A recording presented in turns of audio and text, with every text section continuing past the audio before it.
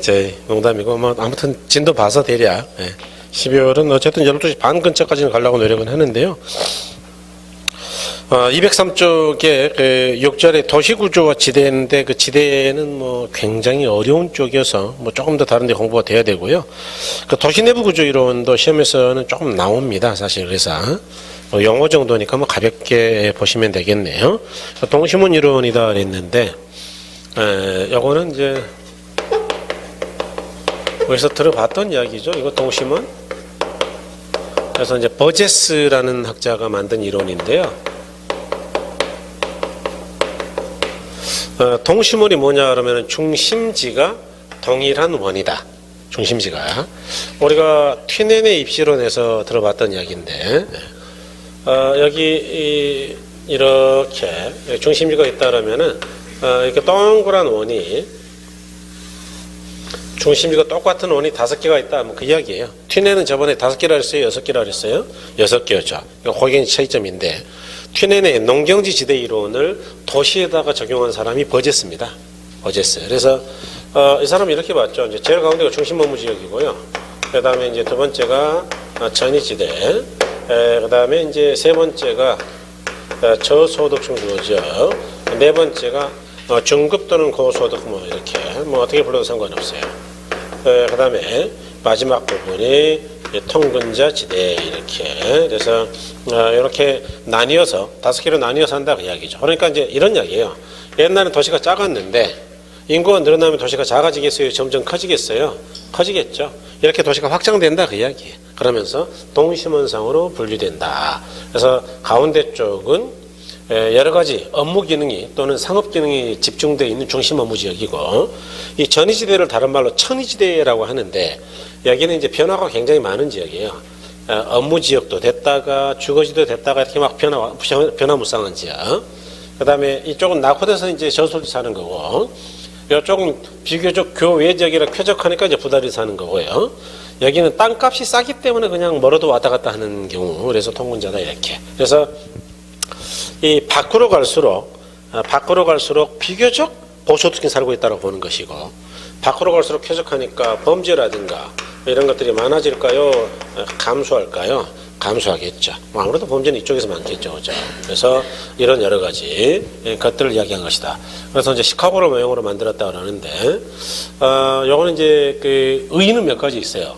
이 도시구조 이론을 논했던 가장 오래된 이론 최초 이론이다.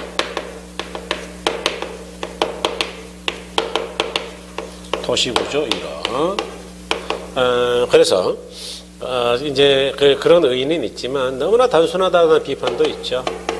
지나치게 단순하고 그 다음에 도시가 어떻게 꼭 이렇게 동그랗게만 되겠느냐. 여러분 서울 같은 경우는 동심원상이에요? 원은 아니에요? 서울이 어떻게 생겼는지 아세요? 수도권이? 여기는 조각 분필 거의 없구나. 워낙 분필이 강한 분필이라 또 부러뜨리기도 좀 그러네. 미안하네. 진짜 부러뜨렸어요. 네. 두고두고 제가 쓰면 되니까.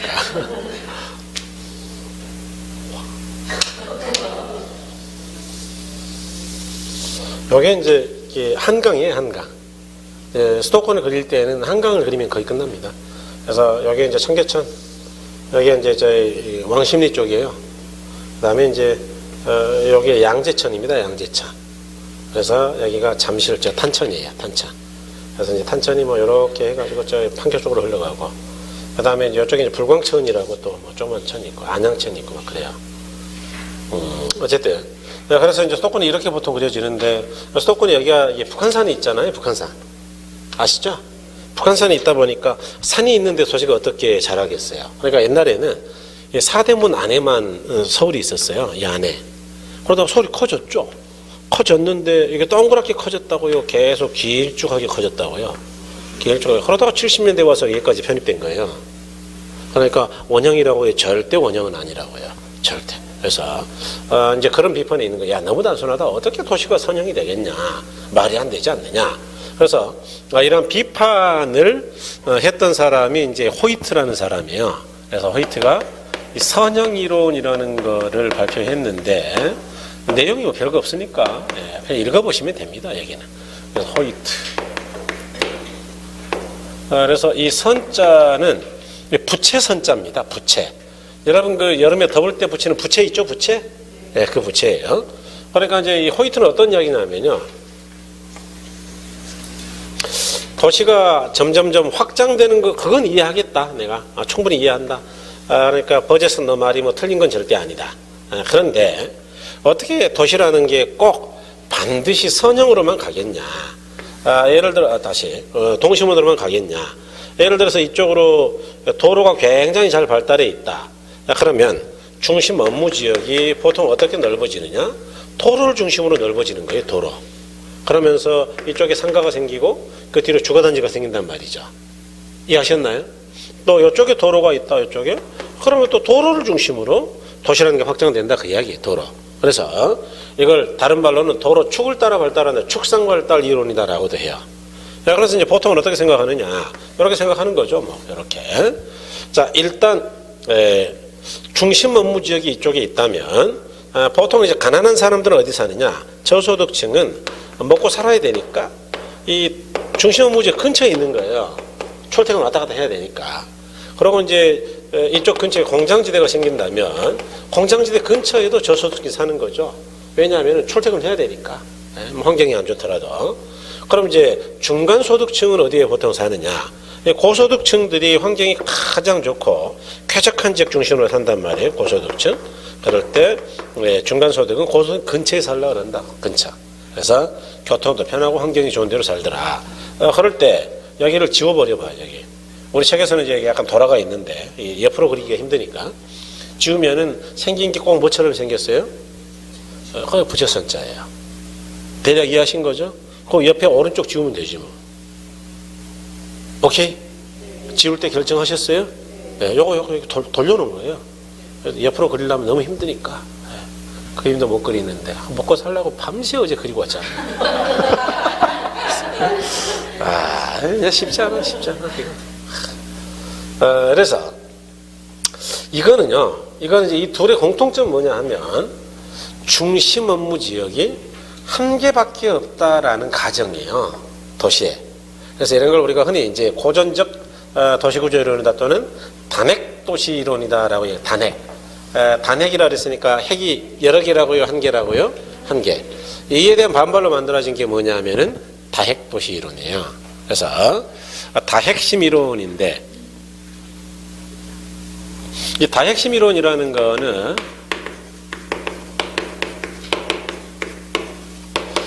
이제 맥킨지라는 사람이 처음으로 이제 주장했지만 정리한 건 해리스하고 울만이라는 두 사람이에요. 해리스하고 울만. 그래서 이 두 사람인데 말 그대로 도시의 핵심은 한 개가 아니고 여러 개다 그 이야기예요. 도시 핵심은. 그래서 아까 우리가 뭐 수도서본을 대략 그려봤지만 이렇게 이제 그렸을 때 여기에 이제 뭐 이렇게 돼 있거든요. 여기에 이제 북한강입니다. 북한강. 여기에 남한강. 그래서 남한강이 저 아래 소백산에서부터 이제 발원해서 흘러오는 거예요. 북한강은 저쪽 이제 금강 쪽부터 내려오는 거고요. 그래서 이게 김포 쪽으로 빠져나가죠, 물이. 그런데 어쨌든 그럴 때 우리 수도서울 같은 경우 어떻게 되어 있느냐? 여기 중심상업적이 있죠, 명동 중심상업적. 네. 그다음에 그런가 하면은 요즘 압구정동도 새로운 중심상업적이 하나죠. 동의하시죠, 그죠? 그런가 하면은요. 광화문 쪽에는 중심 업무지역이 또 있죠. 업무지역. 시청 근처. 바로 옆에 있죠. 그런가 하면은 저쪽 뒤쪽 대학로 쪽 가면은 문화의 중심지가 있죠. 문화의 중심지. 그런가 하면은 저쪽 화곡동 근처 어디 가면 트럭터미널도 있고 막 그 비행장도 가까이 있고 그러잖아요. 물류 중심지가 또 이쪽에 있죠. 그다음에 이제 의왕이 좀 떨어져 있긴 한데 철도기지도 있고. 그러니까 물류 중심지도 여기 있고. 그런가 하면은 또 이쪽 서쪽에 가면은 대학들이 꽤 많이 있어요. 그래서 이쪽은 이제 교육 중심지다. 요즘 잘 나가는 홍대 근처 뭐 이런데. 그래서 이런 데가 있다. 자, 그러면 이와 같이 여러 가지 기능들의 핵심들이 나뉘어 있고 그 주변을 뭐가 둘러싸느냐? 그 주변을 배후지거지가 둘러싼다. 배후주거지. 그러니까 도시는 이렇게 되면서 성장 발달 커지는 거지 딱 한 개의 핵심 중심으로 커지는 건 아니다 그 이야기예요. 그래서 핵심이 한 개라고요. 다 핵심이라고요. 다 핵심이다 이렇게 보는 거죠. 그래서 이와 같이 발달해 왔다 그 이야기죠. 그래서 자, 책을 한번 읽어보면 동심원 이론이죠. 그래서 203쪽 보시면 거기 기억번에 도시 내부 공간 구조에 대한 최초의 연구는 미국 도시학자 버제스가 틴넨의 고립국 이론을 도시 내부 지역에 응용하여 시카고를 대상으로 하여 도시의 팽창이 도시 내부 구조에 미치는 영향과 거주지 문화 현상을 도시 형태학 측면에서 설명하고자 하였다 그랬네요. 그럴 때 디귿번에 보시면 이 이론은 틴넨의 농촌 토지 이용 구조를 도시 토지 이용 구조에 적용시킨 것으로 도시는 중심지에서 원을 그리면서 성장하고 중심지에서 멀어질수록 지대나 인구 밀도가 낮아지고 그러겠죠. 주거 환경 쾌적해짐에 따라 범죄 또는 인구 이동이나 빈곤 등 도시 문제가 많아진다고요? 적어진다고요? 적어진다 이렇게. 그다음에 리을번에 동심원 이론에 따르면 소득이 향상되어 주택지불 능력이 높을수록 중심지에서 외곽으로 빠져나가는 주거 이동을 함에 따라 쾌적 환경 외곽지에 주거 입지를 선정하는 경향이 있다. 이걸 교외화 현상이라고 하죠. 밖으로 빠져나간다고. 그럴 때 이제 넘어가시니까 그림이 있고 그 5개 지역이 있는데 그걸 일단 외울 필요는 아직은 없어요. 다음에 이제 그 동그라미 3번에 비판 그랬는데 기억번에 시카고 시민 대상으로 하는 연구로 지나치게 단순화된 이유다. 그러니까 도시 구조가 너무나 단순하다. 너무나. 그래서 이런 비판이 있다. 그래서 이걸 중심으로 해서 이제 선형 이론이 나왔다. 비판. 자, 가로 2번은 선형 이론 한번 볼까요? 자, 205쪽입니다. 선형 이론의 개요를 했는데 선형 이론은 호이트에 의해서 연구된 이론으로 토지형은 도심에서 시작되어 점차 교통망을 따라 동질적으로 확장된다. 그러니까 도로망을 따라 확장된다 그 이야기예요. 따라서 원을 변형한 모양으로 도시가 성장한다는 이론이다 그랬죠. 그럴 때 동그라미 2번에 호이트 선형 이론의 중요 내용을 했는데 기억번에 고급주택은 교통망의 축에 가까이 입지하고 교통망의 축에 가까이 그림에서 5번 지역이에요. 그 다음에 하급주택은 반대편에 입지하는 경향이 있다. 그림에서 건너편에 3번 지역을 이야기하는 겁니다. 네, 그 다음에 이번에 중급지역은 고급주택 인접해 있고 고급주택과 함께 선형을 형성한다 그랬죠. 그 다음에 이제 디귿번 뭐 이런 거 다 읽어보시면 되죠. 디귿번은 저소득층 주로 도심 근처에 과거 옛날에 고성에 거주했던 낡은 주택에서 거주하기도 하고 도시에 판잣집을 짓고 도시로부터 이동하는 경우도 있다. 그러니까 옛날에 부자가 살았지만 이사 가버리니까 가난한 사람이 들어갔다. 여과가 됐다 그 이야기죠. 네, 여과. 그래서 이제 그렇게 살고 있는 사람들이다 그 이야기죠. 그 다음에 이제 이 비판은 그건 나중에 볼게요. 여기는 이제 뭐 사실 뭐 비판은 크게 많지는 않은데. 그 다음에 206쪽이죠. 가로 3번의 다핵심입니다. 이 다핵심 이론의 개요인데 다핵심 이론은 맥킨지의 대도시 공간구조에 관한 연구를 해리스와 울만이 발전시킨 이론으로 동심원 구조 설명을 결합한 이론이다. 그 다음에 이번에 도시 성장에 있어서도의 핵심은 하나가 아니고 도시가 성장하면 핵심의 수가 증가하며 도시는 복수의 핵심 주변에서 발달한다. 어쨌든 핵심이 한 개라고요? 여러 개라고요? 여러 개 된다. 그 이야기죠. 그 다음에 이제 다핵심의 내용은 그랬는데 핵심지들은 도시가 팽창하면 할수록 그 수가 많아지고 보다 전문화된다. 그 다음에 리을번에 현대 도시의 토지 이용과 내부 구조는 다핵적인 측면을 보이고 있다.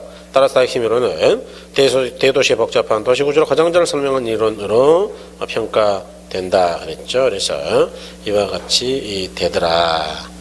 이제 이렇게 핵심이 나뉘는 이유는 그 밑에 이제 동그라미 3번에 다핵이 생기는 이유인데 어떤 활동은 특수한 시설 또는 특정 위치를 요구하고 이제 니은번 어떤 동종의 활동은 집적 이익을 추구하여 상호 집중하는 경향이 있고 디귿번 어떤 이종의 활동은 상호간의 이해가 상반돼서 서로 불리에 입지한다 그랬는데 니은디귿이 중요해요. 시험에서는 그걸 좀 써먹는데 니은디귿 여기 보세요. 여러분 이 물류 중심지하고 교육 중심지가 붙어 있으면 시끄러워서 교육이 되겠어요, 안 되겠어요? 그러니까 이종 간에 떨어져야 되는 것들이 있어요. 어차피 이해가 상반되는 거. 또 가능하면 물류 중심지는 물류끼리 모이는 게 유리하죠. 그래야 물류비가 덜 들 거 아니에요. 그러니까 동종끼리는 모이는 게 유리할 때가 있다. 마찬가지로 문화 중심지도 저 대학로 근처에 모여 있는 게 유리하지. 그래야 뭐 연극하는 사람들이 가가지고 모여서 정보도 교환하고 밥도 같이 먹고 그러지. 뭐 떨어져가지고 여기저기 막 나뉘어 있다 그러면 모일 수가 있겠냐 그 이야기예요. 그러니까 이렇게 동종은 모이는 게 유리한데 이종끼리는 좀 떨어진 게 유리할 때가 있다. 그래서 핵심이 딱 하나에서 여러 가지를 한다고요. 도시가 커지면 나뉠 수 있다고요. 나뉠 수 있다. 그런 이야기죠. 그다음 이제 배리는 그건 천천히 하기로 하죠. 뭐 시험에서는 뭐 큰 의미는 없습니다. 일단 세 가지가 중요해요. 그 뒤에 여러분 지대직과 이론은 아직은 안 돼요. 뭐 고전적인 현대건강은 그건 아직은 너무 어렵고 공부가 조금 더 돼야 돼요. 쭉 넘어가세요. 쭉 넘어가서 부동산 정책까지 가는데 이게 몇 쪽이냐 하면 220쪽입니다. 220쪽인데 요게 또 장난이 아니죠.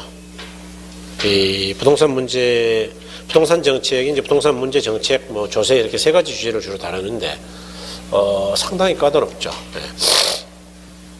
따라서 첫 번째가 이제 부동산 문제인데 이 부동산 문제는 그나마 시험에 나올 때가 거의 없어요.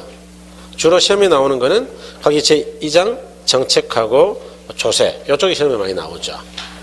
아니 맨 앞에 목차 보시면 되잖아요. 거기 바로 앞장 4편. 이해하셨죠? 그죠? 그러니까 1장보다는 2장, 4장, 02, 03 이쪽이 많이 나온다 그 이야기예요. 그래서 1장은 뭐 가볍게 보십시오.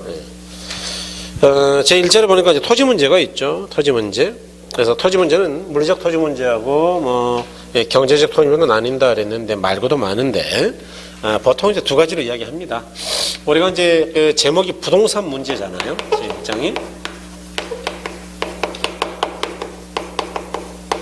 정리한다면 쉽겠네요. 뭐 부동산이 주로 뭐 토지 아니면 건물 같은 거니까 일단 첫 번째는 뭐 토지 문제가 나오지 않겠어요. 토지 문제. 그다음에 두 번째는 건물 중에 전국에 제일 많은 게 주택이거든요. 아니 뭐 주택 문제가 나오겠죠. 그래서 주택 문제 이렇게. 이것도 사실은 뭐 여러 가지예요.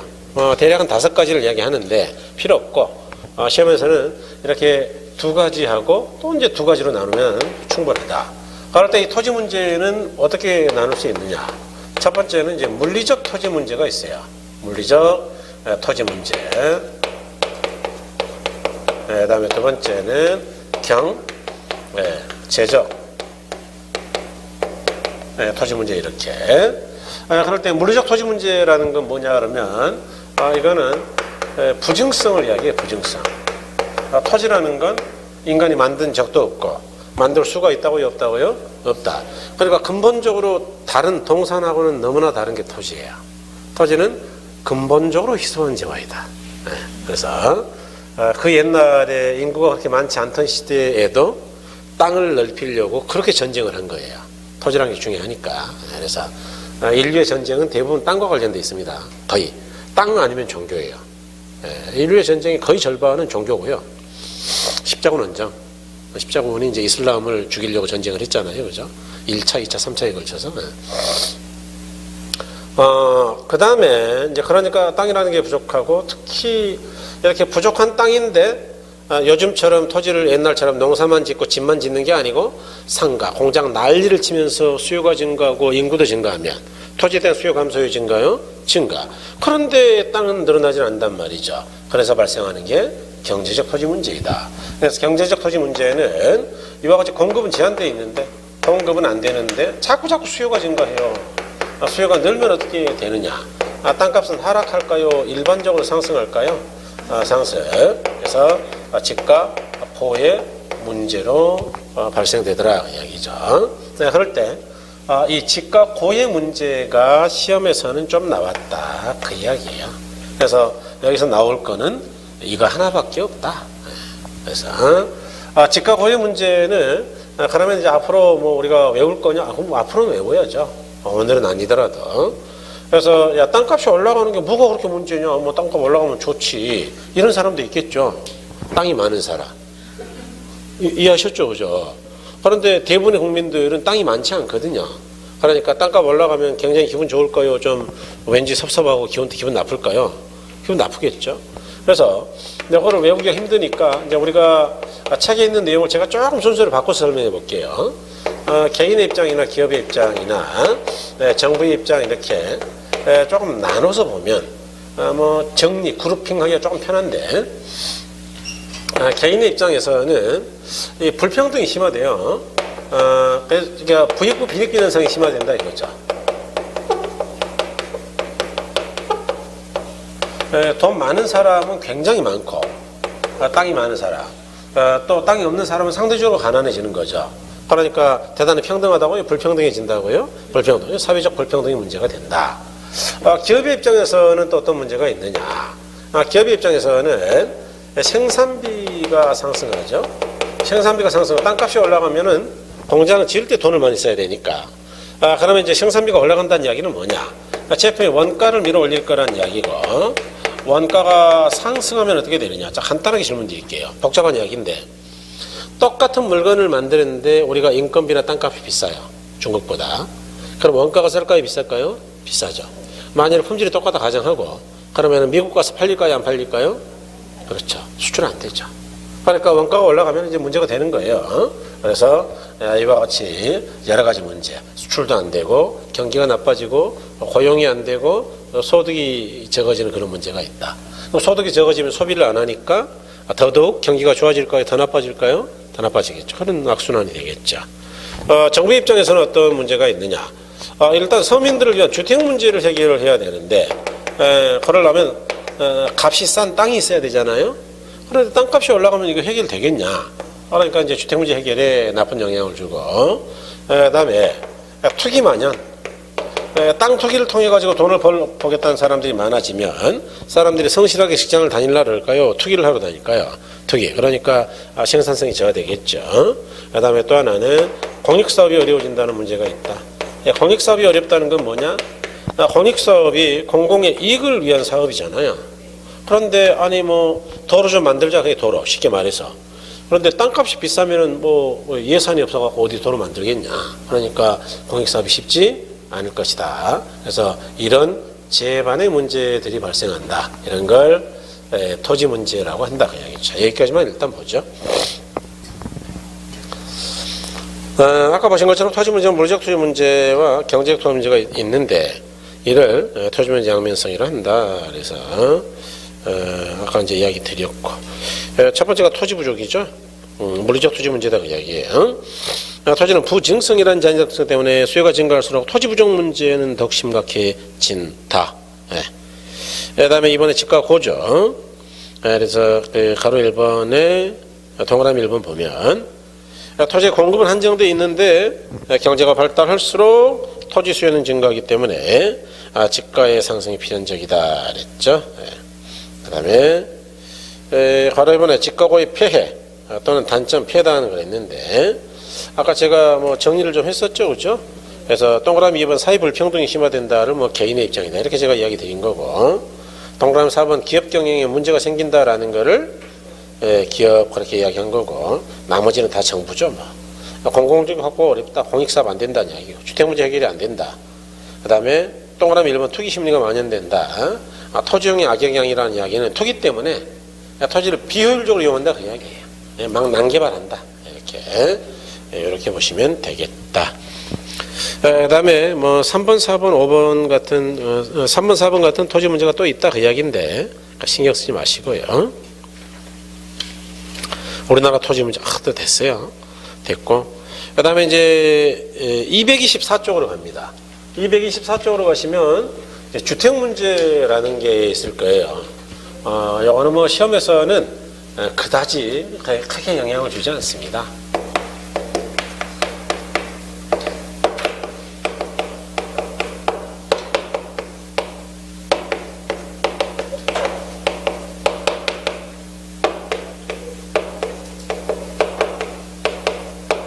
그래서 이 주택 문제는 크게 두 가지로 보통 이야기하는데 양적 주택 문제하고 질적 주택 문제인데 양적 문제가 뭐겠어요? 당연히 이름 보니까 주택의 양이 충분해서 나타나는 문제예요? 부족해서 나타나는 문제예요? 그겁니다, 그거. 그게 끝이에요, 사실은. 그걸 이제 괜히 거창하게 이렇게 이야기하는 거예요. 예컨대 우리가 필요로 하는 주택이라는 게 있죠. 그걸 필요주택수라 그래요. 그 다음에 현재 우리나라에 존재하는 주택은 이제 실제주택수라고 합니다. 예컨대 우리가 필요로 하는 주택이 1050만 가구다 라고 가정하자. 이거보다 훨씬 많은데 그냥 계산하기 좋게요. 그러면 실제 주택이 900만 개라면 이거는 넘치는 거예요? 모자라는 거예요? 그렇죠. 이걸 양적 문제라고 그런다. 그 이야기예요, 이거. 그래서 모자라는 현상이다 이런 이야기죠. 자, 그럴 때 이 필요주택이라는 거는 어떻게 계산할 수 있는 것이냐? 별거 없어요. 그거는 가구 총수에다가 이거 빨간색으로 쓰면 중요한 줄 알겠는데 안 중요합니다. 필요공가를 더한 거다. 이제 이 필요공가라는 말을 처음 들었을 거예요, 아마 여러분들이. 이걸 다른 말로 적정공가다, 다른 말로 합리적 공가다라고 하는데 그거 설명드리려고 하는 거죠. 예컨대 우리나라 가구 총수가 1000만 가구라고 가정하자. 물론 이거보다 훨씬 많습니다. 그런데 설명하기 편하게 그냥 1000만으로 한 거예요. 그러면 딱 집이 1000만 개만 있으면은 우리가 살 수 있는 거냐? 그거 못 살아요. 왜냐하면 이사를 다니려면 여유분이 없어야 될까요? 있어야 될까요? 일정량의 여유 공간이 있어야 돼요. 예컨대 여유분이 딱 없이 딱 들어맞아야 된다면 어떤 일이 벌어지냐? 날을 정해가지고 모든 사람이 같은 날 동시에 이사를 해야 돼요. 이해하신 거죠? 아니면 꼬리에 꼬리를 물고 1년 내내 이사 다녀야 돼. 한 놈 나가면 뒤따라 들어가고 나가고. 말이 안 돼, 이게. 그래서 필요한 유통을 위해, 이사 같은 유통을 위해서 필요한 최소의 공가가 있는데 보통은 얼마로 보느냐? 5%를 봅니다, 5%. 그래서 요거 5%가 지금 50만 개거든요. 그래서 아까 1050만 개라 쓴 거예요. 이해하신 거죠? 그렇게 한다. 그 다음에 질적주택 문제는 뭐냐 하면 주택의 질적 수준이 떨어져서 나타나는 문제예요. 그래서 이런 걸 이제 불량주택이라고 이야기하죠. 불량주택은 주택의 수준이 너무 불량해서 나타나는 문제라 그랬죠. 이런 불량주택은 저번에 이야기 드렸지만 뭐 때문이라 그랬느냐? 돈이 없어서 그런 데 사는 거다 그 이야기예요. 그래서 저소득 때문이다 뭐 이렇게 이야기를 드렸죠. 그렇다면 이 둘 중에 누가 우선적으로 해결돼야 되느냐? 그러면 둘 중에 뭘 먼저 해결해야 되는 거예요? 양적 문제예요? 질적 문제예요? 그러겠죠. 뭐 집은 갖다 주고 나서 품질을 따지는 거지. 뭐 집도 없는데 품질이 줘야 되지 않겠습니까? 뭐 백날 주장해봤자 열받는 거죠. 그러니까 양적 문제가 우선적인 과제이다. 이렇게 보실 수 있겠네요. 자, 이 정도까지 확인할게요. 주택의 기능? 뭐 그런 거는 뭐 안 읽어봐도 다 아시죠? 요즘같이 추운 날 주택이 없다? 그럼 살 수 있을까요? 생존이 안 될까요? 생존이 안 되죠, 그죠? 죽죠, 뭐 특성 보시고. 3번에 주택 문제가 됐는데, 바로 이번에 양적 주택 문제가 있죠. 자, 여기 보니까, 주택의 절대량이 부족한 현상이다. 제 가구 총수에다가 필요공가 수를 합한 주택의 필요량에 비해서 실제 주택수가 미달하여 부족한 것을 말한다. 그 다음에 이제 하루 3번의 질적주택 문제인데, 보시면, 주택 가격이나 주거비 부담 능력이 낮아서 주거수준이 낮은 데서 비롯되는 여러 가지 불만을 초래하는 문제이다. 질적 문제의 대표적인 원인은 저소득의 문제이다. 이는 양적 문제가 해결된 후에 문제이다 그랬죠, 그죠? 그래서 이렇게 보시면 되고요. 그 다음에 이제 제 3절에 부동산 문제의 특징 그랬는데, 이 부동산 문제의 특징은 제목 정도만 이해하시면 됩니다. 제목. 그래서 제목이라는 게 뭐 나중에 이제 뭐 그 정도는 외울 거예요. 그냥 악, 비, 지, 해 뭐 이런 식으로 외울 텐데 딱 제목만 기억하시면 된다. 첫 번째는 이제 악화 성향이다. 악화 성향이 뭐예요? 주택 문제가 한번 발생하면 알아서 개선된다는 거예요? 가만 놔두면 점점 악화된다는 거예요? 네, 그런 이야기입니다. 그러니까 우리말로 의미만 아시면 된다 그 이야기예요. 그래서 거기 뭐 읽어버리고 넘기죠. 뭐. 어떤 문제가 한번 생기면 시간은 악화되기 쉽고 한번 악화되면 이를 바로잡는 일이 점점 어렵다 그런 이야기다. 네. 자 넘어가서 비가역성이다. 비가역이라는 게 뭐죠? 비가역이라는 게 가역적이라는 게 되돌아간다는 이야기거든요. 그 비가역적이라는 건 되돌아가는 거예요? 안 돌아가는 거예요? 안 돌아가죠. 그래서 뭐 우리 잘 아시죠? 모든 생명체는 일단 태어난 다음에 성장하면 그 다음에는 다시 또 어린 시절로 되돌아간다고요. 계속해서 노하게 된다고요. 노쇠하게 되죠. 네. 그래서 뭐 노쇠했다가 90 넘어가지고 도로 응애하고 애가 되면 얼마나 좋겠어요. 근데 그게 안 되니까 문제죠. 그래서 피부가 점점점 계속 나빠지는 거지 더 좋아지지는 않더라. 뭐 어제도 뭐 누가 밥 먹을 때 들어보니까 너 몇 살이니? 그러니까 28이라 그러니까 나도 20대일 때가 있었지 뭐 이러던데 그래서 참 속으로 아니 뭐 20대가 아니면 어때서 그냥 사는 거지. 네, 그런 생각했는데 슬펐나 봐요 그분은. 네. 그 다음에 이제 지속성이죠. 지속성이라는 거는 계속 지속된다 그 이야기죠. 그래서 여기 보시면 지속성이란 부동산 문제는 시간을 함께 계속된다는 부동산의 특성이다. 그러니까 일단 부동산은 문제가 발생한다. 그러면 지속적으로 문제가 될 소지가 있다. 그런 이야기죠. 그 다음에 4번은 해결수단의 다양성이죠. 부동산 문제를 해결하는 데에는 한 가지 정책 수단으로 안 된다 그 이야기예요. 일단 양을 늘려줘야 돼 이제 무조건. 부동산은 뭐 양을 늘리는 게 제일 어려우니까. 그래서 양적 문제를 해결하고 그러면서 질적 개선도 해야 되고 또 투기 방지를 해야 됩니다. 왜냐? 투기 때문에 가격이 올라가면 안 되거든요. 그래서 뭐 조세 정책 등등 복잡한 정책이 필요하다. 그래서 거의 부동산 문제를 해결하는 데 이용되는 수단에는 세제, 금융, 재정, 주택, 건축, 토지용, 토지 수용 등 다양하다. 그래서 바로 이번에 부동산 정책은 한 가지 성격이라고요. 종합정책의 성격이 있다고요. 종합정책의 성격이 있다. 그런 이야기죠. 그래서 이렇게 보시면 되고요. 다음에 이제 제2장으로 한번 가볼까요? 제2장. 여러분 제2장 가시면 부동산 정책 그랬잖아요. 조금만 더 할게요. 한 뭐 잘해봐야 10분에 끝나겠네. 뭐. 1시 10분, 뭐 15분 꼴랑. 쉬었다 하면은 또 시간이 너무 걸리거든요. 그러니까 안 쉬고 해버릴게요.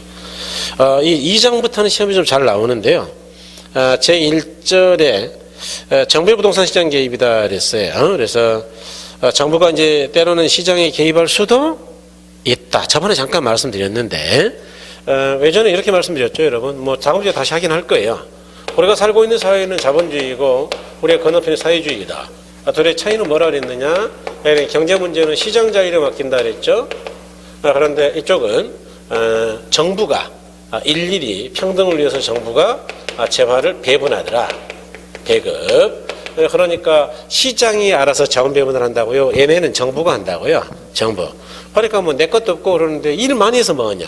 똑같이 주는데 일 열심히 하겠어요? 안 하겠어요? 당연히 안 하죠. 그러니까 우리처럼 치열한 경쟁 속에서 생산성을 높여간다고요. 스트레스는 없지만 굶어 죽고 있다고요. 그게 스트레스지. 무슨 말씀인지 아시겠죠? 그러니까 얘네는 뭐 스트레스는 없어요. 뭐 쏴 죽이지만 않으면 뭐 되니까 대충 뭐 놀다가 뭐 쏠라 그러면 또 열심히 하고 이런데 네? 그런 게 이제 이쪽인데 그래서 이제 결론적으로 자본주의가 이기긴 했죠. 경제 체제로는. 그런데 문제는 자본주의도 완벽한 건 아니죠. 시장이 하는 게 뭐냐? 자원을 제때 잘 배분해 줘야 되는데 시장이 자원 배분을 못하면 어떻게 되느냐?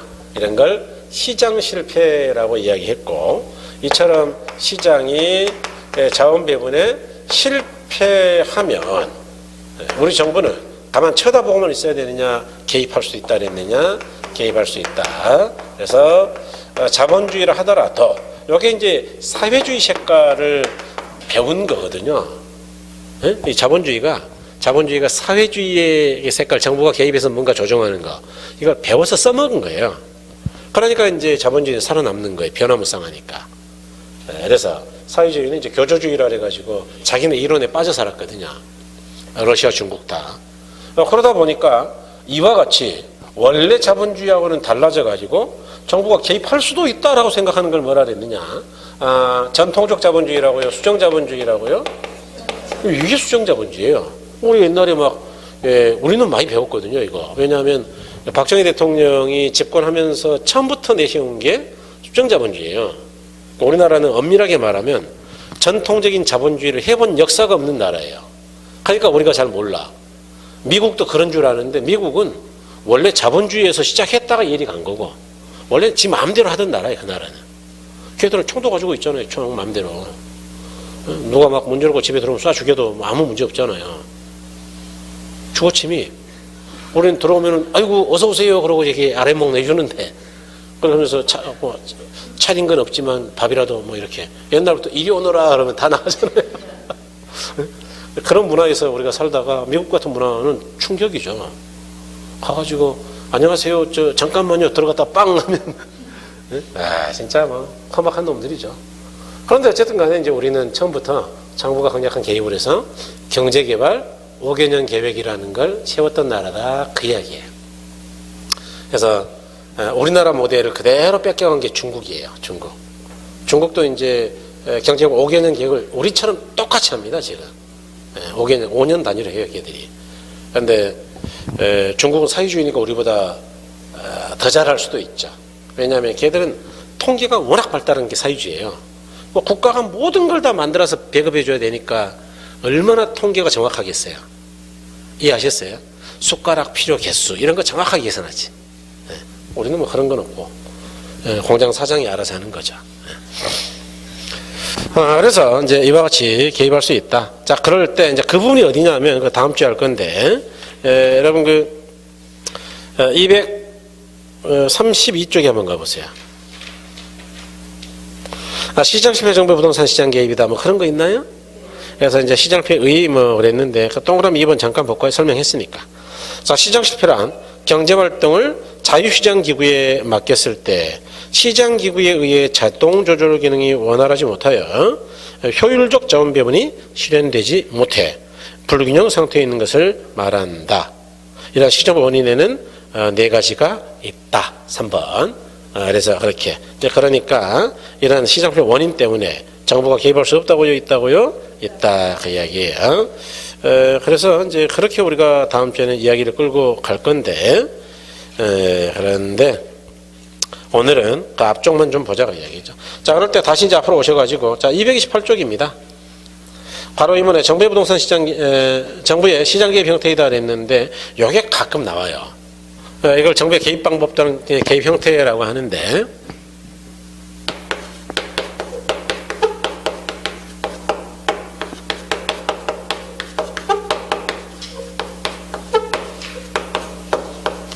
또는 방법 이렇게 이야기하는데요. 정부가 시장 개입할 수 있다는 건 이제 우리가 알았고 그럼 개입하는 방법은 크게 몇 가지가 있느냐? 3가지가 있다. 첫 번째가 뭐냐 그러면 토지 이용 규제라는 게 있다. 토지 이용 규제이다. 두 번째가 뭐냐면 직접적 개입이라는 게 있다. 직접적 개입. 세 번째가 뭐냐?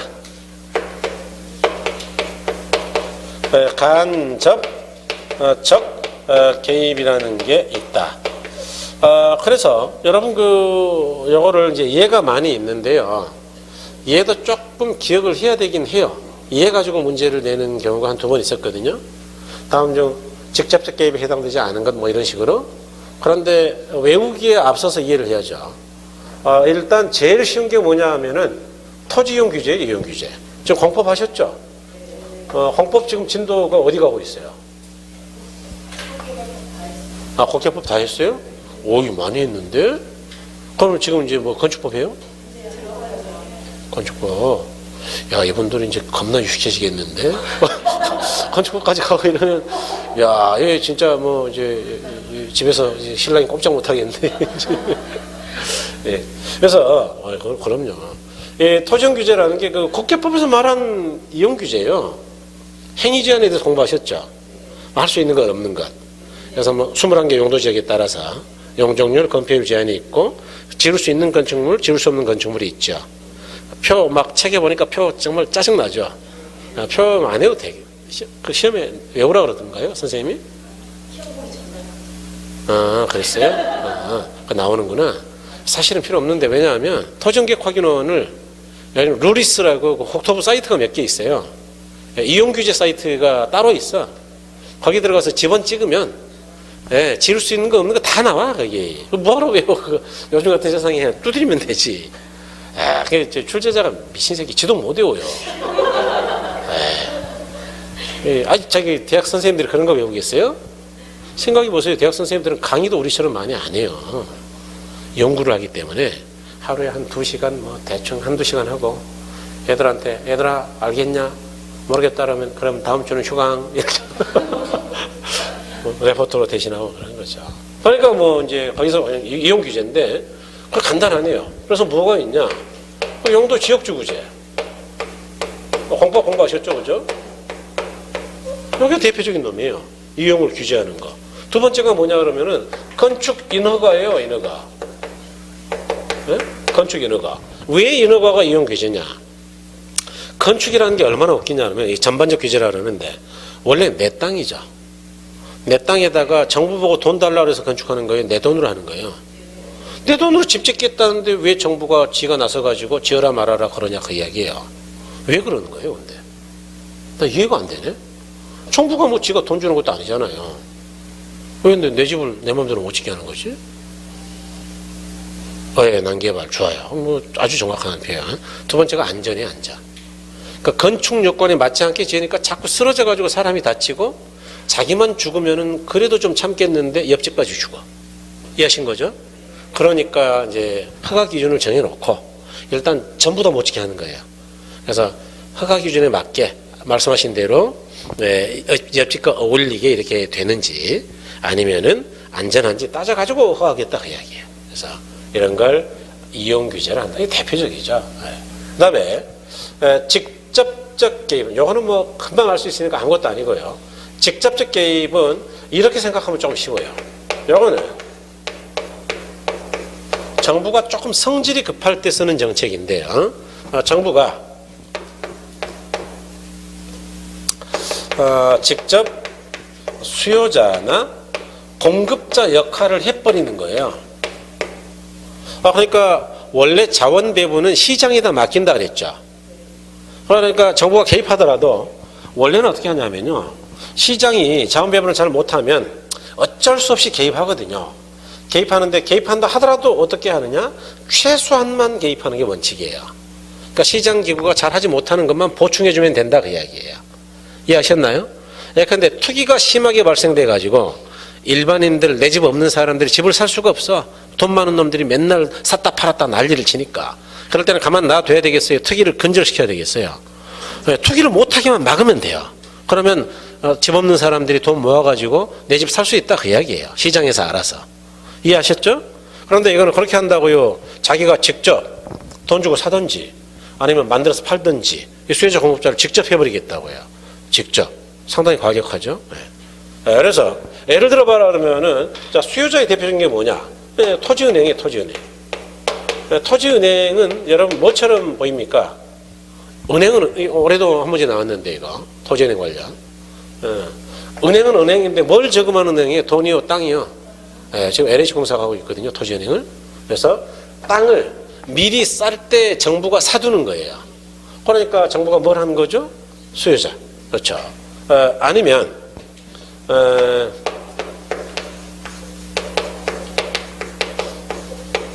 공영개발 같은 경우는 뭐냐? 예컨대 우리가 신도시 된다 그러면 잘 아시지만 LH공사가 토지를 수용해요.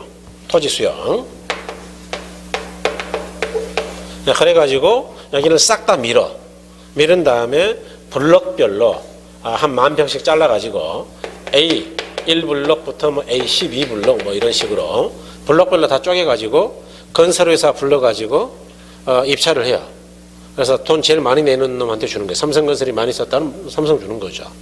그럼 거기다가 건설회사가 추가라고 아파트 지어가지고 팔아가지고 돈 버는 거예요. 자, 그러면 여기 이 택지를 만들어서 파는 자는 누구냐? 파는 자는 정부죠. 그러니까 공영개발은 공급을 하는 거예요. 이해하셨나요? 이와 같이. 자, 그러면 토지 수용은 뭐냐? 토지 수용. 아까 이거 하려면은 개인들이 갖고 있는 땅을 수용한다 그랬잖아요.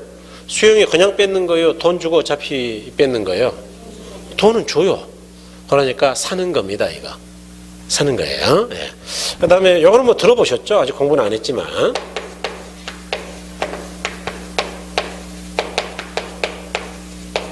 공공임대주택 들어보셨죠? 예. 이 공공임대주택은 임대주택, 서민들을 위해서 임대주택을 정부가 만든다 그 이야기예요. 그러니까 정부가 만들어가지고 주겠다는 거니까, 임대하겠다는 거니까 공급하는 거죠. 이와 같이 정부가 직접 수요하거나 공급해버리는 걸 직접적 개입이라 한다, 이런 이야기예요. 그래서 이런 걸 이야기한다. 말고도 좀 어려운 이야기가 있는데 뭐 시험에서는 큰 의미가 없으니까 그거는 나중에 이제 설명드리기로 하고. 간접적 개입은 뭐냐? 직접의 반대가 간접이죠. 정부가 직접 수요자 공급자가 되는 게 아니고, 이런 역할을 하는 게 아니고, 정부는 뒤에서 시장 기능을 보완하기만 하는 거예요. 어떻게 보완하느냐? 보조금 지급이라든가 아니면 부담금 지급이라든가 아니면 조세 부과 같은 것들을 통해서, 이런 걸 통해서 정부가 시장의 수요자 공급자들이 올바른 길을 갈 수 있도록 지도 감독만 한다 그 이야기예요. 그래서 예컨대 뭐 좀 많이 만들어야 되는데 잘 안 만들어지는 것들이 있다. 임대주택 같은 거. 그럴 때는 임대사업자한테 세제 혜택 같은 보조금 같은 거 주면 돼요. 아니면 공해를 발생시켜가지고 주변에 있는 사람들까지 힘들게 만든다. 이런 거 놔둬야 되겠어요? 막 부담금을 부과해야 되겠어요? 부담금. 환경 개선 부담금 이런 거. 그럼 이제 공급자가 아이쿠 그러고 이제 공급 안 하겠죠. 그다음에 투기가 많다. 그럼 투기적 수요를 잠재우기 위해서는 사정없이 조세를 올리면 되죠. 그래서 이와 같이 조세 부과 같은 걸 통해 가지고 수요자 공급자를 조정하는 것. 또는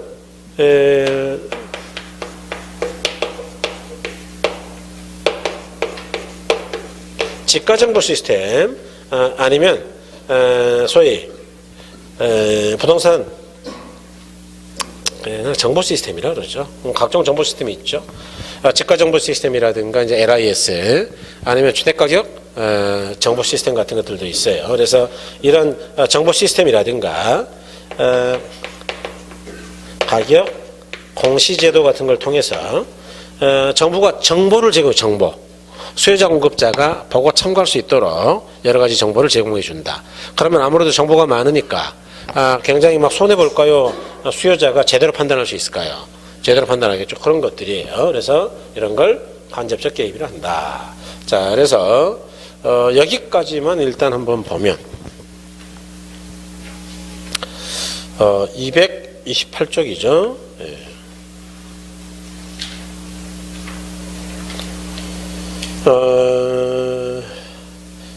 가로이문에 정부의 시장 개입 형태가 있는데 동그라미 1번의 토지용 규제죠. 개별 토지 이용자의 토지용 행위를 바람직한 방향으로 유도하기 위해 행해지는 법률적 행정적 수단으로 용도 지역지구제 등이 있다 그랬죠. 그래서 기업번의 용도 지역지구제 제목 볼게요 그냥. 그 다음에 니은번은 뒤에 가니까 건축 규제 뭐 그런 거 있습니까? 그 다음에 디귿번에 각종 인허가 이제 건축 허가라는 이야기죠. 그래서 이게 대표적이다 그 이야기죠. 그 다음에 동그라미 2번에 직접적 개입 방법 그랬는데 정부나 공공기관이 토지시장에 직접 개입하여 토지에 대한 수요 및 공급자의 역할을 적극적으로 수행. 그러니까 자기가 수요 공급자 역할을 해버린다 그 얘기죠. 수행하거나 아예 가격을 통제하는 방법을 사용한다 그랬죠. 즉 직접적 개입이라는 토지시장 기능을 정부가 부분적으로 수행하는 방법이라 할 수 있다. 정부가 해버리는 거예요 이제 부분적으로. 그래서 소유권 통제는 뭐 시험에서는 큰 의미는 없습니다만 옛날에는 그런 거 있었어요. 농지 소유 상한제라는 게 있었습니다. 농지를 마음대로 살 수 있다고요. 그 면적 제한이 있었다고요. 면적 제한. 뭐 지금은 없어졌죠. 지금은 이제 그런 건 없어지고 농지 취득 자격 증명이라는 것만 있으면 돼요. 그러니까 내가 진짜 농사 짓는지를 증명하면 농지는 도시인도 살 수 있어요. 뭐 경매로 살 수 있다 이거죠. 그래서 내려가서 그냥 거리에 살 수도 있고. 근데 농사를 안 지면 안 돼요. 안 지면 세금 맞아요. 예. 과거에는 이제 외국인 같은 경우도 토지의 소유 제한이 있었습니다. 지금은 없어요. 외국인이고 누구고 간에 그냥 마음대로 살 수 있어요. 사면 좋지 뭐. 외국인들이 저는 아주 대찬성인데 뭐 제주도에 중국 자본이 많이 들어와서 걱정이라 그러더라고. 뭔 걱정을 해요. 내비둬버려. 지들이 가지고 중국 갈까요? 놔두고 갈까요? 놔두고 같이 뭐 어쩔 거예요 지들이. 예? 뭐 내비두는 거예요. 뭐 사든지 말든지. 중국 애들은 이제 사면은 좀 무섭게 사긴 하죠. 이 새끼들은 뭐 샀다 하면은 펜션 막 150동을 쫙 지어요. 아주 무서운 새끼들이 제주도에 있어요. 그래서 앞에다 대문 크게 만들라고. 중국 애들이 좋아하는 대문 있죠. 그래서 이제 그 중국인 거리 뭐 이런 거 써놓고 빨간색으로 막 치장해놓고 거기다가 중국 관광객 막 10만 명씩 때려 넣는 거예요. 무서운 놈들입니다. 나중에 시간 되면 이야기해드릴게요. 우리 민족이 얼마나 대단한지. 중국이 진짜 무서운 나라예요. 중국이 진짜 무서운 나라인데 걔네한테 완전히 맥힌 적은 한 번도 없어요. 우리는 주변 뭐 작은 나라들은 다 맥혔으니까 중국 영토가 커진 거죠. 근데 우리는 싸워가지고 막 걔들을 막 개박살 내기도 하고 막 그랬어요. 그러니까 중국은 지금도 우리들한테는 싹 이렇게 아주 쉽게 보진 않죠. 조금 두려워하죠. 그러니까 북한 애들한테 함부로 이야기 못 하잖아요. 쏴버릴까봐. 제대로 쏘고도 남을 새끼들이거든요.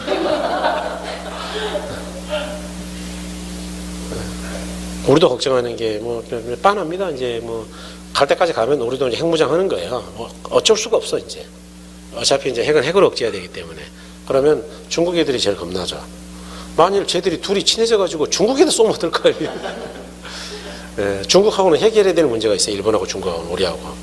국경 문제가 해결이 아직 안 됐어요. 지금 역사적으로. 아니 국경을 우리가 정한 게 아니잖아 지금. 백두산 있는 데를 우리가 정한 게 아니라고요. 일본이 중국하고 협의해가지고 그 간도 협약이라고 협의해서 대략 정해버린 거지. 그래서 한번 역사 문제를 따져야 될 때가 와요. 제가 볼 때는. 그래서 저 만주 지역까지를 다 타오 이렇게 우리가 한번 일단 선수쳐야죠. 야 거기다 조선족이고 우리말 하잖아. 그러니까 우리 줘. 그러면 안 된다 그러면 한 방 까고 저쪽 저 서쪽에다 한 방 쏘고 사람 없는 데다가 이래도 걔들도 쏘겠죠. 그러면 안 되겠죠, 그죠? 직접 개입은 이제 소유권 통제 아까 이야기 드렸고 토지은행 아까 이야기 드렸죠. 토지 비축 이런 거. 그다음에 넘어가시면 우리 일본의 공영개발 이야기 드렸고요. 그다음에 이제 제가 아까 공공임대주택 뭐 이런 것도 이야기했어요, 그죠? 예. 그다음에 3번에 간접적 개입이다 그랬는데, 자 기본적으로 시장기구의 틀을 유지하면서 그 기능을 통해 소개 효과를 달성하고자 하는 방법이다 그랬죠. 그래서 간접적 개입 방법은 시장 기능의 정책 효과를 도모하는 형태의 개입으로 조세, 금융 뭐 이런 것들이 이 범주에 속한다. 이제 즉 그다음이 중요합니다.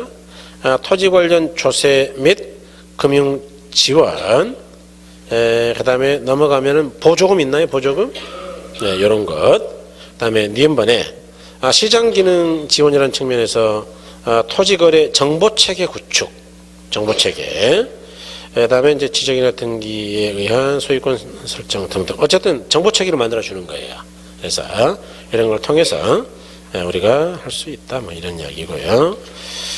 그다음에 이제 그 밑에 하나만 더 하면 되니까 뭐 금방 끝납니다. 큰 2번에 정부의 부동산 시장 개입 이유다 그랬죠. 그러면 정부는 뭐 때문에 개입하냐? 그냥 시장이 알아서 하게 내비두지. 그래서 정부의 개입 이유죠.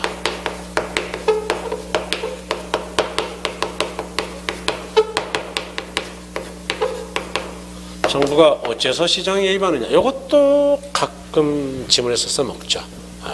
첫 번째는 이제 조금 순서를 바꿔서 쓰면 정치적 기능을 수행하기 위해서 이렇게, 두 번째는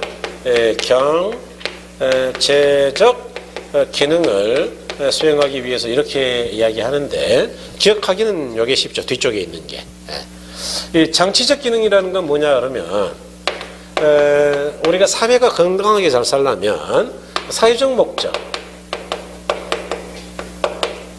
사회적 목표를 달성해야 되는데 이 사회적 목표라는 게 뭐냐? 안전하고 행복하게 사는 게 사회적 목표다 그 이야기죠. 그러기 위해서는 어떻게 해야 되느냐? 그러기 위해서는 특히 이 저소득층의 경우에는 정책적 배려가 돼야 된다 그 이야기예요. 그러니까 여러분 이제 혹시 그런 생각을 하실지도 몰라요. 아니 국가가 왜 이렇게 복지 예산을 많이 쓰냐? 사실 실제로 또 그런 비판들이 있죠. 뭐 저도 100% 다 좋다고 생각하진 않습니다만, 때로는 과하다 생각을 할 때가 없지 않아요, 사실. 걱정도 되고 예산이 나만 할까? 물론 뭐 계산 다 했겠지만, 그런데 저소득층에 대한 배려를 안 해버리면요, 사회가 굉장히 불안정해집니다. 예를 들어 보세요, 여러분. 어떤 사람이 막 이 추운데 한 보름 정도를 밖에서 막 덜덜 떨면서 자가지고 동상 걸렸어요. 게다가 이제 내일 모레 막 굶어가지고 죽을 것 같아, 힘도 없고. 그러면 그냥 죽으려고 그럴까요? 막 벽돌 들고 돌아다닐까요? 아무나 때려야지. 그렇게 되는 거예요. 일본 같은 경우 이제 이렇게 소득 격차가 심하면 그런 일이 많이 벌어졌잖아요, 옛날에. 그래서 저소득층에 대한 최소한의 삶을 보장해야 되니까 주거 지원 정책 같은 거. 이건 반드시 해야 됩니다. 그래서 이런 걸. 왜 그러냐? 사회라는 게 형평성이 있어야 되니까, 평등해야 되니까 그런 이야기죠. 그 다음에 경제적 기능이라는 건 뭐냐 그러면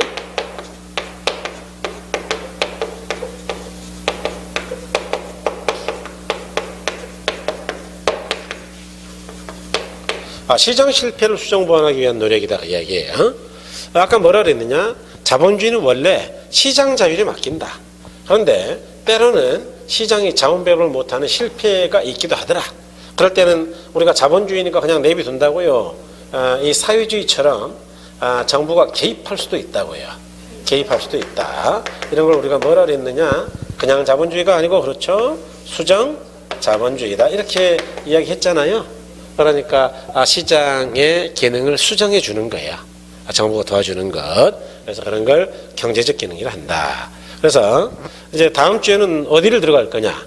자, 그러면 왜 우리 이제 개입하는지 또 어떻게 개입하는지를 알았다 그 이야기예요.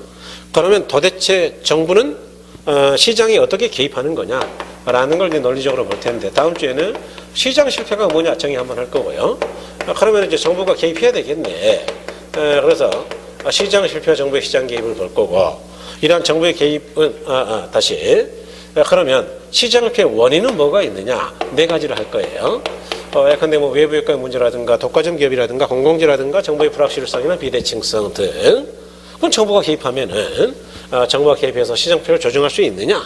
이런 정책 효과에 대해서 보실 거다 그 이야기죠. 그런 다음에 이것 전체를 다시 한번 간략하게 제가 정리를 해드리겠어요. 그래서 그렇게 하면 아마 이 부분에서는 뭐 워낙 시험이 잘 나오거든요. 지금 남겨놓은 게 시험이 많이 나와요. 그래서 이거는 이제 너무 막 배고프고 힘들 때 하면은 기억이 잘 안 되니까 정신이 말짱할 때 해야 되니까 그래서 다음 주에 하겠다 그 이야기죠. 자, 확인만 합니다. 이번에 정부의 부동산 시장 개입 이유다 했는데 자, 가령 사회적 목표 달성이죠. 즉 정치적 기능을 수행하기 위해서죠. 동그라미 1번에 자, 정부는 사회적 목표를 달성하기 위해 자,